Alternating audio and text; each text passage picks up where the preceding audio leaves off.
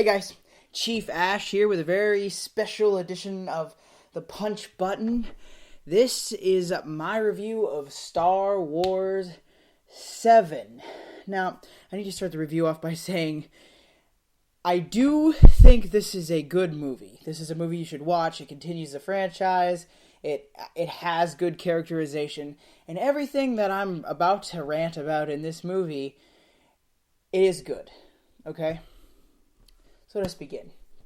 My biggest, hugest, mega problem with this movie is it looks like J.J. Abrams took Star Wars Episode 4 and was like, you know what I need to do? I need to remake that movie. But since the studio wants me to make a new movie, I'll just copy all of the major plot points from it and throw it in here. I'll add a couple of things and boom, it's its own movie. And that's what Star Wars Episode 7 is.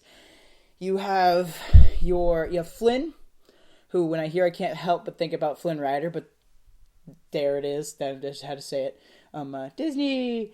But you have Flynn, who is your Han Solo of the movie, even though Han Solo's in it. But in this, Han Solo isn't Han Solo. Flynn is Han Solo. Han Solo is Ben Kenobi.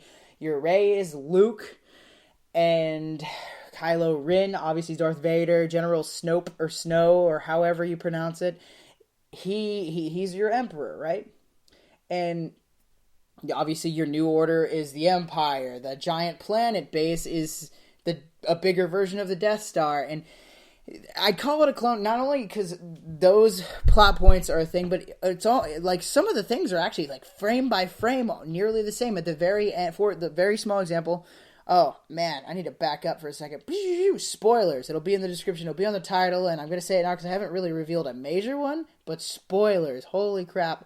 This is one of our first big ones that have a shite ton of spoilers. Spoilers. Okay, so in Star Wars Episode 4, at the end, Luke leaves to go to the Dagobah system and be trained by Yoda, right? Oh, by the way, I forgot to say it earlier, Luke is Yoda. At the end of this one, they send Rey away to go train with Luke, right? So, quite frankly, I don't really understand why Rey was the main choice then. Like, the way, because they were searching for so long and so hard for Luke Skywalker, why not send a squad or a group of people to go convince Skywalker to help their cause? No, they send this one person that he doesn't know, and I'm assuming it's because she's strong with the Force, but it's not actually said in the movie, and that did bother me. But my thing is, the problem I have with that mainly, like, super bad, well, I guess sending the squad's a big thing, but the fact that she goes at the exact same time as Luke goes to see Yoda in number 4.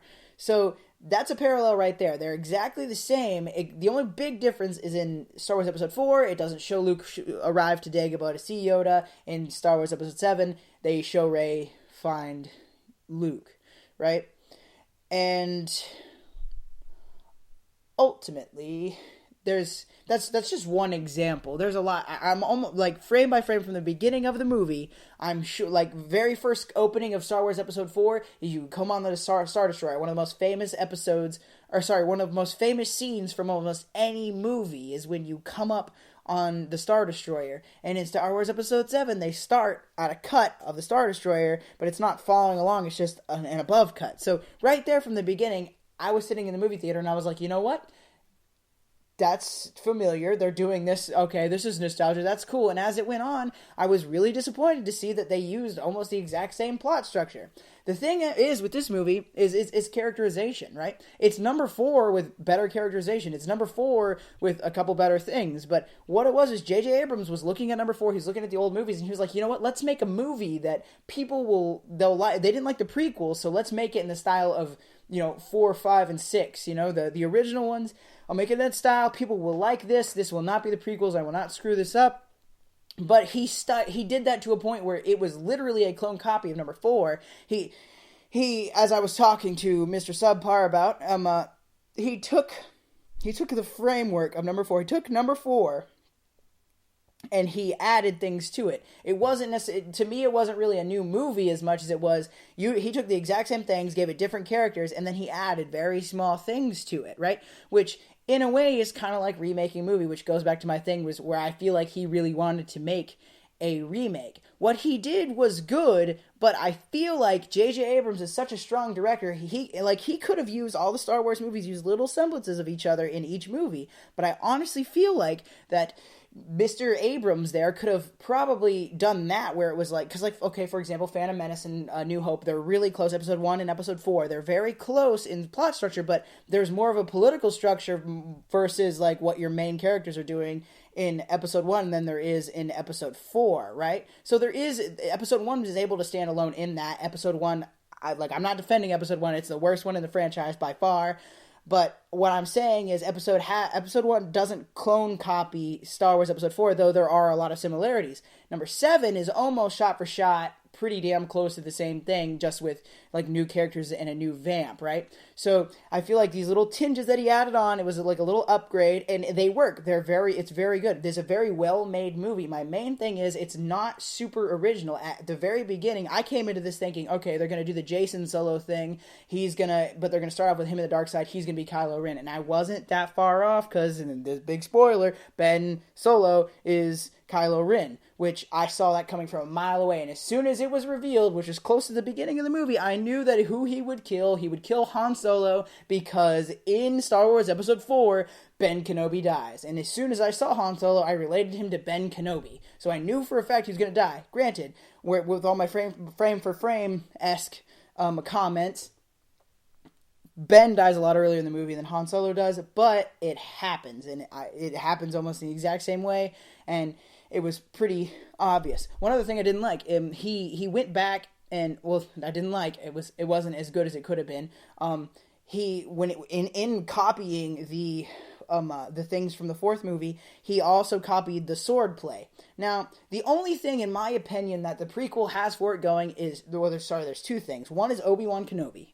Ewan McGregor plays the hell out of those characters, and he's very good. That and the sword play.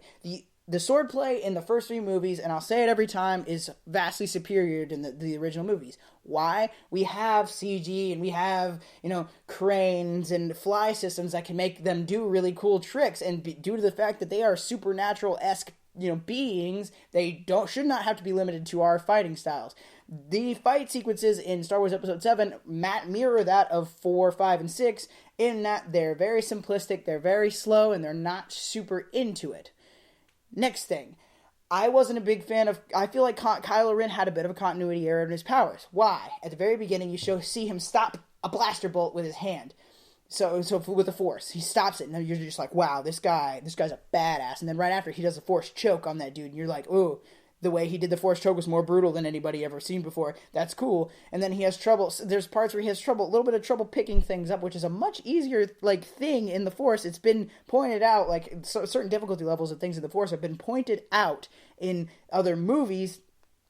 And to him, he had continuity errors in that. He wasn't able to do certain things, like there's a part where him and Rey fight over a lightsaber. Rey, even though she's strong in the Force, which you have no way to rate the strength of how much Force somebody can use other than mini-chlorine, so I was kind of worried that was going to be brought up in the movie, but it wasn't. But somehow or another, Rey finds out she can use the Force, and all of a sudden she's really, really strong in it, even though so many other people that are so strong in the Force, Yoda included, have to train for years to be able to do anything, and she's, like, I would get the mind control, even though that's kind of hard. Her being able to do that once, that's great, but her being able to pull the lightsaber back, over the power of Kylo Ren. Like, Kylo Ren is trained in the Force. He's been able to use it. He knows what it is. He can do it. The Force oftentimes is based fully on understanding and focus, and all she had was a form of focus. So she was able to overcome him, even though he's trained in the ways of the Force. And in my opinion, fan theory, in her bloodline, I think...